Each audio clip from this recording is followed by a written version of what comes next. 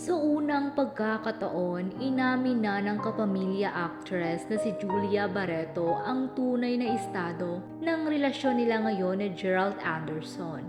Lingid sa kaalaman ng marami, iniintrigang hiwalay na rin umano sina Julia at Gerald.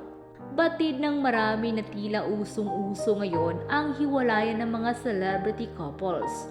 Nag-umpisa ito noong nakaraang taon at mukhang magpapatuloy nga ngayong 2024. Sa katunayan, imbis na happy news tungkol sa mga celebrity couples ang bumungad sa marami ngayong love month.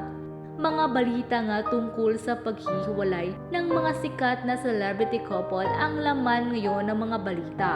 Gaya na lamang ng nakakagulat na hiwalayan ng ex ni Gerald na si Bea at fiancé nitong si Dominic Roque na nakumpirma lang kamakailan. Dahil usap-usapan nga na mukhang susunod na raw sina Julia at Gerald kina Bea at Dominic.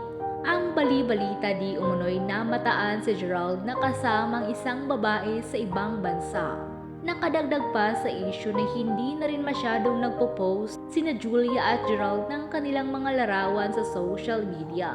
Ngunit hindi nga totoo ang mga balitang nagkakalabuan na ang dalawa. Sa latest guesting kasi ni Julia sa Magandang Buhay, iginiit niyang happy at going strong pa rin ang relasyon nila ni Gerald ngayong 2024. Ayon pa kay Julia, compliment daw para sa kanya na akala ng marami na hiwalay na sila dahil ibig sabihin lamang nito na protektahan daw nila ang kanilang privacy na magkasintahan. Ibinahagi rin ni Julia na talagang sinisigurado nila ni Gerald na hindi mag-overshare ng mga nangyayari sa kanilang relasyon sa social media.